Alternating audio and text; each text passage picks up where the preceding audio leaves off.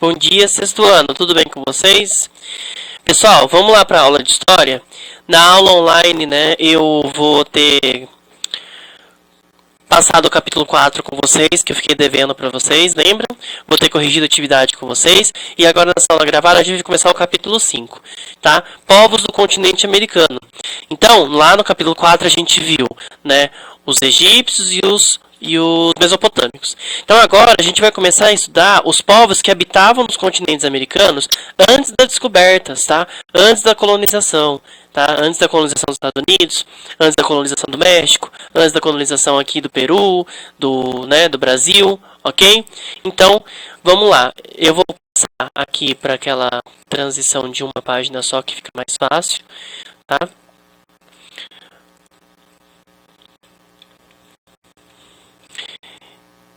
E aqui, então, vou dar um zoom para a gente começar. Então, beleza. Vamos lá. Povos do continente americano, tá? Então, aqui vai ter uma imagem, né? Pessoal fazendo um culto, né? E é uma imagem de agora. Olha lá, pessoas homenageando o Inti, né? O deus do sol dos Incas, tá? Então, a gente vai entrar agora nos Incas, os Maias, os Aztecas, ok? Nesse pessoalzinho aí, né, que previu muita coisa e trouxe bastante informação para a gente até nos dias de hoje, tá? Então, os astecas, os maias e os incas, né, você já ouviu falar em alguns desses povos, né, com certeza. Então, eles habitaram o continente americano há milhares de anos e formaram grandes civilizações. Quando a gente fala continente americano, ainda porque é América do Norte, América Central e América do Sul, tá, gente? Beleza? Então, neste capítulo, né, vamos conhecer mais sobre como esses povos se fixaram no continente e também sobre a sua cultura e os seus costumes. Tudo bem? Então, a gente vai passar lá para o começo. Então, ele vai trazer para a gente os povos nativos da América, né? Quem que são esses povos nativos da América? Tá? Então, ó, você sabe que a América começou a ser povoada há milhares de anos? Entre 11 e 50 mil anos atrás. Olha só, hein? Diversos povos se estabeleceram na região, organizando-se em pequenas aldeias ou em comunidades mais complexas, que chegaram então a se tornar grandes impérios, tá?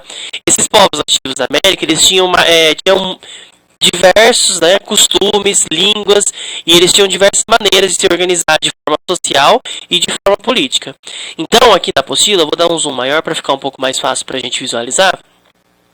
Ele vai trazer o mapa das Américas, tá? E aí vai mostrar pra gente 4 povos ou 5 povos, se eu não me engano. Deixa eu descer aqui não mais. Espalhado, né, onde esse povo, né, onde esses povos estavam nas Américas.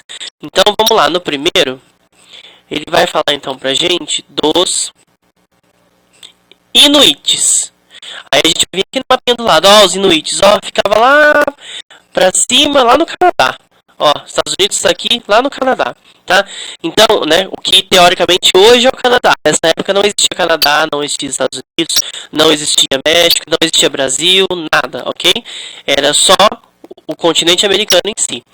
Então, também conhecidos como os Esquimós, né, os Inuites habitavam regiões frias do continente e viviam da caça de animais para obterem alimento e peças de vestuário, tá?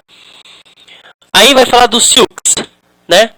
Os Sioux também aqui, ó, tá lá nos Estados Unidos, que é os Estados Unidos hoje. No entanto, é que tem uma cidade nos Estados Unidos que chama Sioux Falls, né? Ou seja, com certeza nessa região aqui onde existiam esses indígenas, né, da tribo Sioux. Eles formavam comunidades seminômades. O que são seminômades? Né? São aqui, ó, vai ter a tradução aqui embaixo, ó, pessoa ou grupo de pessoas que se fixam em um lugar apenas por um tempo. Os nômades, eles não têm moradia fixa. Os seminômades se alojam num determinado lugar, fica, por exemplo, 2, 3, 4 meses, depois ele sai daquele lugar e muda para outro, e assim sucessivamente, tá? Então, os Sioux, eles eram seminômades na região atualmente, hoje onde é os Estados Unidos. Eles praticavam a agricultura e também caçavam animais de grande porte, como búfalos e bisões. O próximo povo vai ser os astecas, tá? Onde os astecas viviam? Vamos dar uma olhada. Ah lá, onde hoje é o México, tá? Eles se destacaram pelo desenvolvimento da cidade de Tenochtitlan. Olha que nome complicado, gente, de se pronunciar. Os próximos são os maias, né? Onde os maias viviam? Aqui na América Central, olha lá, ó. Caribe, tá? Então se desenvolveram na região central da América, onde formaram centros urbanos como moradias, templos, entre outros edifícios. Tá? Depois a gente vai ter quem? Os Incas. Onde os Incas viviam? Né? Vamos procurar aqui no mapa. Cadê os Incas? Cadê os Incas? Aqui embaixo, ó, já na América do Sul. Tá? Eles desenvolveram um sistema de irrigação e redes de estradas que ligavam diversos pontos da Cordilheira dos Andes.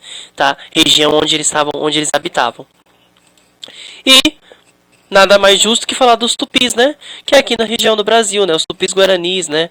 Ó, tem os tupis, tem os guaranis, os marajoaras, caraíbas, os gesos, né? Ó, tem tupi embaixo, tem tupi em cima, tá? Tinham dois lugares que os tupis viviam. O atual território do Brasil foi habitado por diversos indígenas, ok? Entre eles o tupi. Além do cultivo agrícola, eles construíram grandes aldeias e algumas tinham cerca de 3 mil pessoas. Então, todos esses povos que eu falei são indígenas, ok? Só que cada um tinha uma tribo, cada um estava num lugar do continente, tá? Cada um tinha os seus costumes, as suas tradições, tranquilos? Então, o mapa traz aqui para representar, espacializar para nós onde essas tribos estavam alocadas na época. Tá? Antes de ser Brasil, antes de ser América do Norte, América do Central, América do Sul, Estados Unidos e México, enfim. Tá? Aí ele vai começar falando da civilização maia, tá? Que entre os séculos 3 e o século 10, os maias se estabeleceram nessa região de hoje, né? É a Guatemala, a Belize, Honduras, El Salvador e parte do México, tá bom? Essa civilização maia ela foi conhecida, né? Porque eles desenvolveram cidades com uma estrutura urbana, gente, já muito avançada para uma tribo indígena, tá? Essa estrutura urbana, ela continha diversos tipos de edifícios, né? Centros de cerimônias, eles utilizavam para o comércio, né? E para os rituais religiosos esses centros cerimoniais. Nas cidades dos maias também, né, o poder político ele era exercido por um líder religioso e ele era considerado pelo povo um representante dos deuses, que eles eram politeístas, acreditavam em mais de um deus.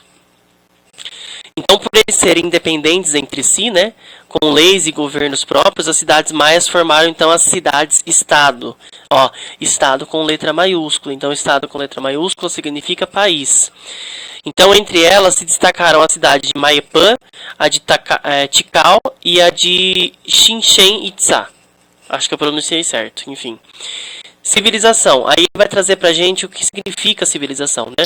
É uma população que estabelece em um determinado território e apresenta um conjunto de características sociais, políticas, econômicas, culturais semelhantes. Então a gente denomina aquilo a civilização um grupo de pessoas que fixa num lugar e compartilha da mesma política, da mesma cultura, dos mesmos costumes, tá bom? E cidade-estado, que eu trouxe aqui, eu falei aqui, ó, são cidades independentes, ou seja, com leis, administração e governo próprio, ou seja, como se fosse um país. Um país ele não é independente, ele não tem suas próprias leis, seu próprio governo, né? Ele não depende de um outro país para tomar uma decisão dentro do próprio país, tá? Então, estado com E maiúsculo vem de país, tá? Não de estado do São Paulo, do Rio de Janeiro, ok? Regional, ok? Aqui vai trazer então uma imagem, né, dos turistas visitando as ruínas da cidade lá da cidade-estado dos maias, a Chichen Itzá, construída por volta de 440 anos e antes de Cristo, né? Atualmente o conjunto de suas construções é considerado patrimônio histórico mundial. Beleza? Aqui ele vai trazer pra gente que o milho ele era um alimento sagrado, então, né? Desculpa, né? Eles praticavam o comércio, né, nos centros cerimoniais. Então, para os maias, né, eles se dedicavam ao cultivo de diversos produtos: o algodão, a mandioca, o cacau e o milho. Né? Só que o milho ele vai ter um destaque maior aí, porque ele não servia só de alimento, né? Mas ele também era considerado para os maias um elemento muito sagrado, tá? Então, em razão disso, né, o milho ele fazia parte de diversos rituais, sendo utilizado como oferta sagrada para a divindade protetora desse grão. Tá? Então aqui tem uma imagem, né? Um relevo em bronze aproximadamente do ano de 500 representando uma divindade do milho. Então aqui é um deus, né, dos maias e ele segurava um punhado de milho na mão, uma espiga de milho na mão, né, representando esse poder divino que o milho representava para os maias. Beleza? Aí ele vai falar aqui na próxima página sobre a cultura maia, tá? Então, a civilização maia ela desenvolveu, né, um conhecimento nas mais diversas áreas, né? Por exemplo, como na astronomia, matemática e na arquitetura. Tá? E na arquitetura a gente pôde perceber bastante aqui na página anterior, né? Olha só que trabalho magnífico, né? Até lembra aquelas pirâmides do Egito que a gente viu no capítulo anterior. Só que a diferença é que tá aqui na América, né? Tá aqui nas Américas, ok? Voltando lá, então, esses conhecimentos dessas áreas de astronomia, né, possibilitou então que os maias elaborassem 2 tipos de calendários. Um deles foi conhecido como o Abi, né? Foi criado com base nesse movimento da rotação, lembra do movimento de rotação do Sol, né? Que totalizava 365 dias, ok? E o outro se baseava em rituais que tinham 260 dias, tá? Os maias também eles elaboraram um sistema de numeração e isso pôde facilitar diversas atividades cotidianas, principalmente, né, as administrativas e as comerciais, já que eles trabalhavam muito com o comércio, ok? E aí nesse sistema, os algoritmos eles eram representados, né, os números eles eram representados por meio de símbolos, né, como ponto, uma barra horizontal e uma forma oval, né, parecida com uma concha, né, que representava o número 0, por exemplo, ok? Então aqui o calendário, né, o de 260 dias dos maias, ele era dividido em 13 grupos de 20 dias. Esses dias eram representados por números ou figuras.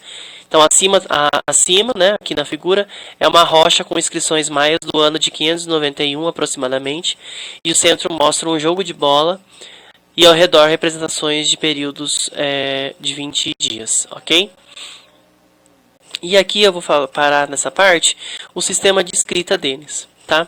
Os maias, então, eles se desenvolveram num sistema de escrita formado por cerca de 800 sinais, não eram letras, sinais, simbologia que eles trabalhavam, signos, né? Assim como os egípcios também, lembra? Eles não tinham letra, trabalhavam com signos, né? Eles podiam representar sons, ideias ou objetos, da mesma forma que os egípcios trabalhavam na questão da escrita, tá? Esses símbolos, então, eles foram elaborados por alguns escritores especializados e eles eram chamados de escribas, a mesma coisa que os egípcios, veja só, né? O mesmo estilo de escrita que eles tinham e a mesma pessoa que cuidava sobre essa parte. Então, eles eram registrados em rochas, né? Ou em códices, tá? O códice vai ser o quê? É um conjunto de folha que depois de preenchido, né? Elas eram unidas por uma única costura. Beleza? Então, além de ter a função de comunicar, a escrita maia, né, ela possuía um caráter sagrado, tá? Por isso os escribas, então, eles dedicavam tempo para aprimorar suas mensagens, tá? Por meio de símbolos ricamente adornados. E aqui vai ter uma mensagem maia, né? Aqui nessa imagem representando aqui para nós, né? Representando diversos rituais sagrados, né? Ou religiosos, tá? Aqui é um códice, é uma réplica de um códice, tá? Escrita maia. Beleza, galerinha? Tudo bem por aqui? Então eu vou parar por aqui. Não vou passar atividade para vocês no final de semana, tá? Semana que vem a gente volta e trabalho nessas atividades. Tranquilo? Até mais, se cuidem. Tchau, tchau.